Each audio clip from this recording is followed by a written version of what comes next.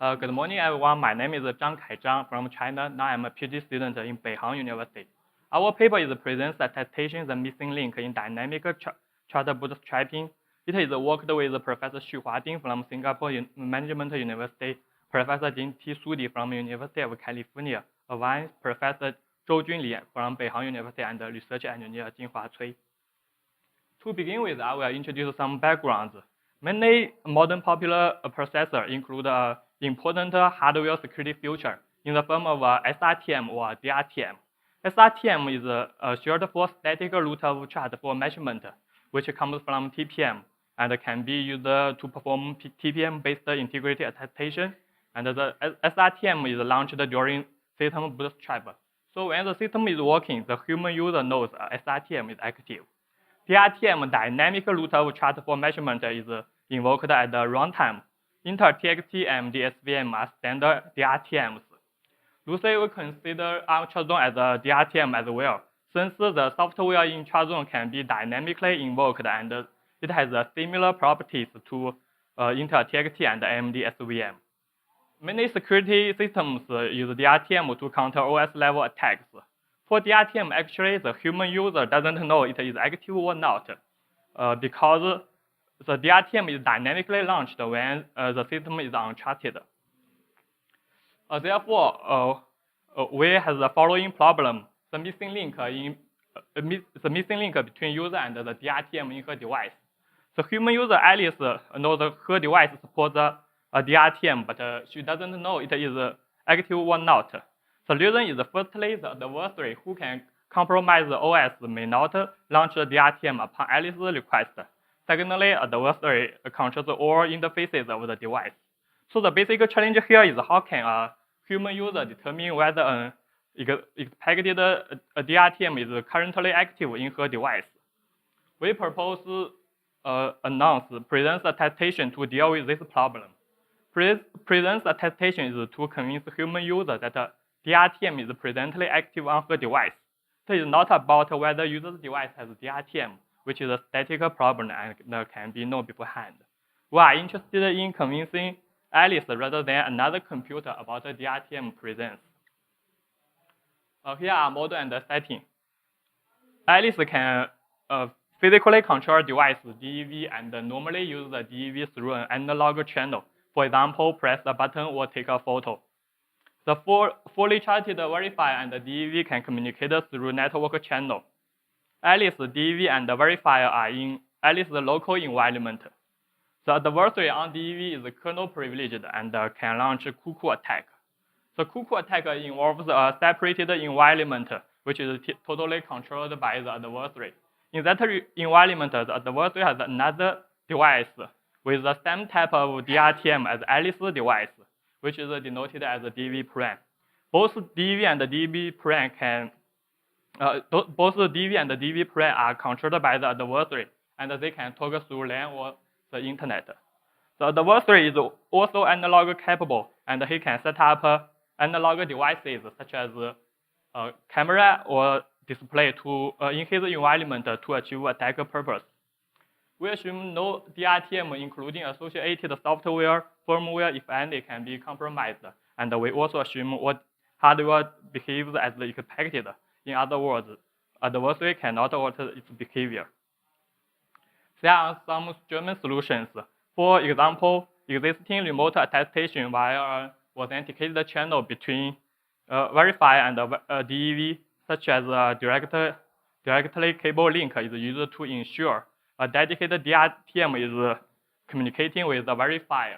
But it is not secure due to Cuckoo Attack, which is a special type of man-in-the-middle attack. In the Cuckoo Attack, the compromised OS on DEV can forward any request from verifier to the attacked device to forward to a junior DRTM. Then the DRTM handles the request and returns the response to the verifier. However, verifier has no knowledge about which DRTM it communicates with and cannot detect the attack. The prevention of this attack is very difficult. It requires muffling all communication means of Alice's device without charting OS. Essentially, the problem is the lack of authenticated channel between verifier and her device DRTM, since no prior information about its secret or credential is available. Here, the authenticated channel between verifier and the DEV doesn't imply the authenticated channel between verifier and the DRTM. Another Strawman solution is, can DRTM securely display its public key identifier on screen? The answer is no, because the adversary may disable DRTM and impersonate it. Therefore, the verifier cannot distinguish the public key from DRTM or from the adversary. Let's look at the two trivial solutions. The first solution is an LED light, which can only be accessed by the DRTM as a direct physical channel between Alice and her DRTM. The on or off state of a LED light demonstrates the work state of the DRTM. The second solution is Alice obtains the public key identifier of DRTM from the manufacturer. For example, the hash of the public key is etched on her device. These two solutions are secure because Alice can establish an authenticated channel with the DRTM, but they are not practical. Since it introduces additional hardware overhead and requires the support from hardware manufacturer, we also concern their usability, especially for the second solution. We present a secure and usable presence attestation schemes without manufacturer support. Our proposed approach includes two sequential phases: existence attestation and residence attestation. In the existence attestation, it ensures existence of a genuine DRTM that is currently engaging with Alice or verifier. In residence attestation, it checks whether the same DRTM resides on Alice's device by verifying its physical property. The assumption of phase 1 existence attestation is DRTM manufacturer provides a PKI and each DRTM has a unique public key. But Alice doesn't know what the public key her DRTM has. The existence attestation is a standard static attestation protocol to check whether a DRTM is launched. After successfully existence attestation, verifier and the engaging DRTM share the secret key, but the verifier still doesn't know where the DRTM is because of the Cuckoo attack. So the purpose of the phase 2 is to check whether the DRTM resides on DEV. The basic idea is as follows: a unique physical or ambient property X is used as the identifier of Alice's device. Then DRTM securely measures X and reports its measurement to verifier. Based on different physical properties, we propose 3 schemes: location-based, scene-based, and site-based. The first scheme is location-based residence attestation. The basic idea of this scheme is DRTM securely measures its present location via on GPS and reports to verifier. Alice checks its correctness. When on the man-in-the-middle attack, we suppose a DV plane is in a different location from the Alice, and the DRTM on DV plane reports the location information to the verifier.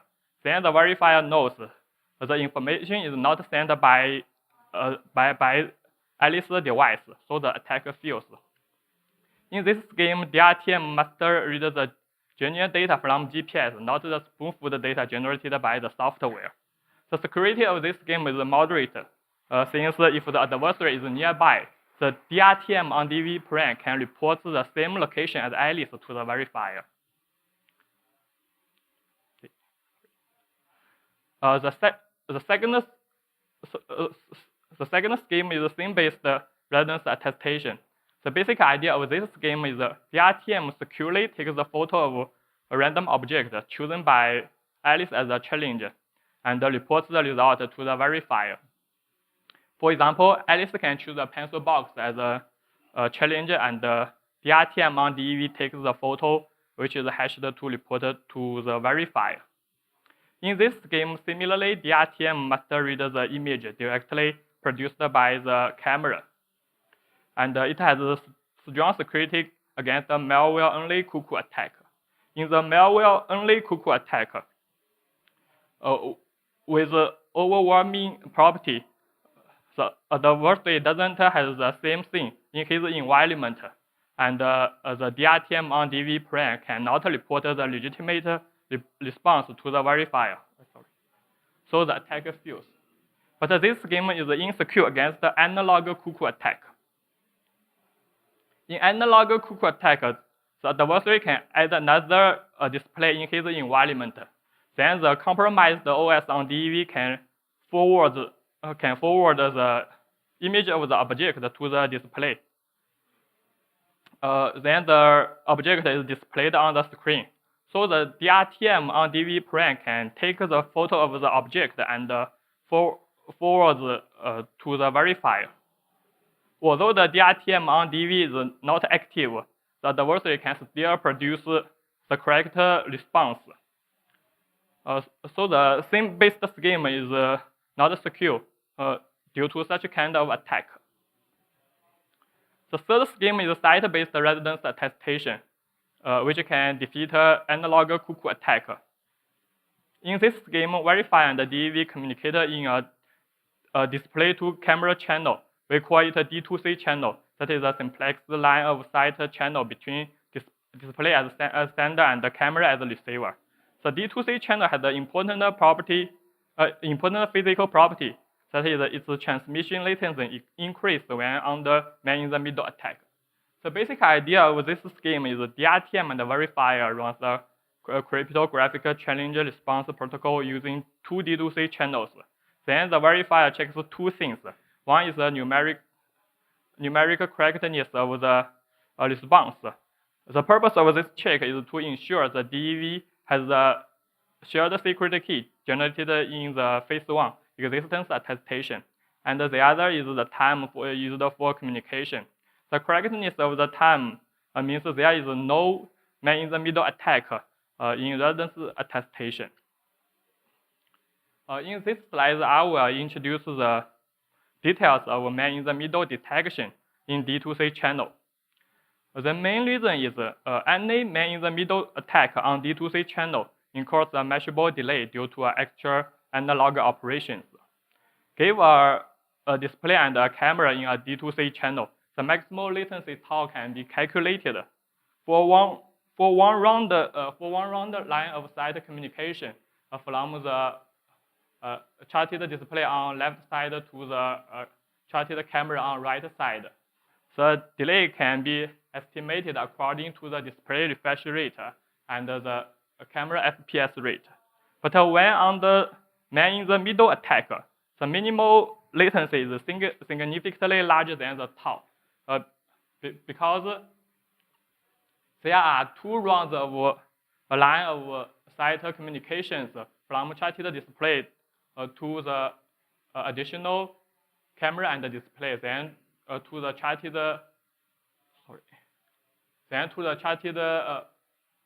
camera in the man-in-the-middle attack. Additional camera and display operations introduce a large delay. We propose the basic scheme and iterative scheme in site-based residence attestation. In basic scheme, verifier and DRTM are loosely synchronized via network communication. And in the attestation, after the phase 1, verifier and the DEV shares the secret key, K. And to start the residence attestation, verifier displays a graphical challenge C and reads its start time T0. Then the DRTM on DEV records the end time T1, which is the time of C's arrival, and computes the HMAC of C and T1 with the secret key, and reports the response to the verifier. In the end, the verifier checks the valid response is received within a. In the end, the verifier checks whether a valid response is received within a fixed threshold. In the iterative scheme, verifier and DRTM have two D2C channels and perform multiple rounds of communication. The delays due to man-in-the-middle attack in each round are accumulated, which makes it easier to detect the cuckoo attack and achieve the stronger security guarantee. Another advantage of this scheme is there is no need for loosely synchronous clocks. We have implemented prototype of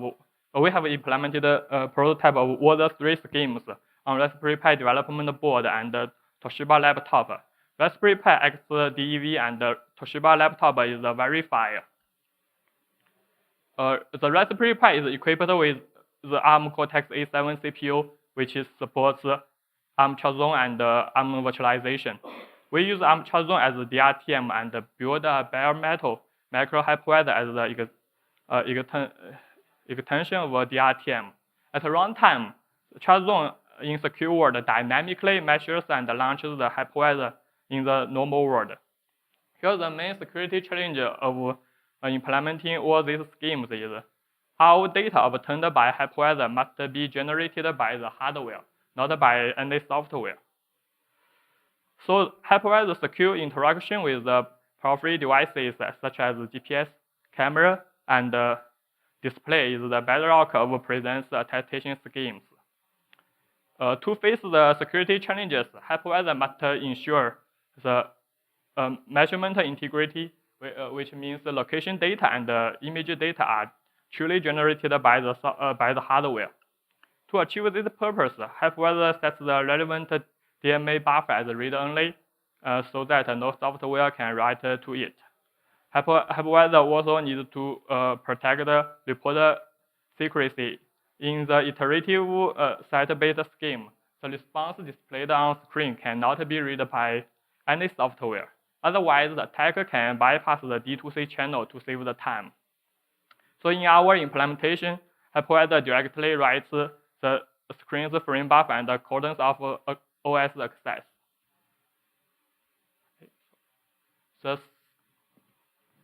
The code size of all the schemes is shown on the table. We can see except the cryptographic library, each layer only has a few hundreds of lines of C code or assembly code. In location-based scheme, we use microstack GPS module to collect the GPS information, and the turnaround time of one's location-based attestation is 403.1 milliseconds at DEV and 23.0 milliseconds at Verifier on average. In scene-based scheme, the turnaround time is 23.9 milliseconds at DEV and 4.4 milliseconds at Verifier. In site-based residence attestation, the camera FPS is 30, which means it takes 33 milliseconds to transfer one frame data from camera to the camera DMA buffer, and the display refresh rate is 60 Hz. We choose the maximal latency in area as the threshold. Based on the physical properties of camera and the display, we can calculate the threshold. In the basic scheme, it is 82 milliseconds, and in the iterative scheme, it is 164 milliseconds with one round communication. In the experiment, Verifier measures the communication time, and if the time below the threshold, Verifier thinks there is no man-in-the-middle attack in D2C channel, and active DRTM is in user's device. From the experimental results without no tag, we can see the max communication time is below the thresholds in both basic scheme and iterative scheme. We also did Cuckoo Attack Experiments. The digital camera is used to mimic Cuckoo Attack to simulate both device and accomplice display. This simulation attack is much faster than the normal Cuckoo Attack because there is no network transmission and no software execution involved. From the experimental results, we can see the smallest Cuckoo Attack delay is 110.0 millisecond in basic scheme and 220.3 millisecond in iterative scheme. Compared with the threshold tau, we can get the margin for detection time. It is 28 millisecond in basic scheme and 56 in iterative scheme. The margin time is from the analog devices operation and the software execution, and they are big enough to detect the cuckoo attack. Our conclusions are, it is very hard for human user to verify a DRTM presence on her device without specialized hardware support from manufacturer and prior knowledge of her DRTM identity. We propose the presence attestation based on our user's knowledge of her DRTM's physical or ambient properties. And our approach has 2 steps: existence attestation and residence attestation. We constructed 3 residence attestation schemes: location-based, scene-based, and site-based. And we will carry out usability studies to compare all these schemes with more experiments and come up with alternative residence attestation methods in our future work. That's all. Thanks. Thanks, Zhangkai. We have time for a few questions. If you have a question, please come to the microphone and state your name and affiliation. All right. Well, I guess I'll go ahead and ask a question then. Have you considered, other types of distance bounding protocols? What are the challenges in applying some of these other distance bounding protocols? Other protocols? Yeah. Currently, we have implemented these 3 protocols. Okay. And in the future, we maybe will consider about the voice, use voice as a physical property to detect the man-in-the-middle attack. Okay. All right. So we have It was a good talk. Thank you. Jeremy Abramson, University of Southern California. And you may have covered this, so forgive me. The connection between the Dev device and the verifier is, that was considered to be trusted. Is that correct? The connection between, the network connection between the device and the verifier, that was considered to be trusted, right? You mean? No. Okay. Oh, okay. Oh, sorry. Yeah, no, Gene, I know. Oh, okay. Okay. I was just wondering if that network, I guess that may be obvious, second question. I was wondering if that, I guess in addition to be trusted, if that network connection was considered to be also sort of clean of any other interference, mm-hmm. or if the latency across that transport impacts the results at all. Sorry? Yeah, just curious if the latency between the connection between the verifier and the prover, if that impacts any of the results, because if, for example, if you have network contention across that link, if that impacts anything. You mean? You want to answer? Okay. The answer would be very close. That really is close to the negligible. Any kind of interference will cause immediate analysis. Okay. All right. So let's thank Zhangkai and all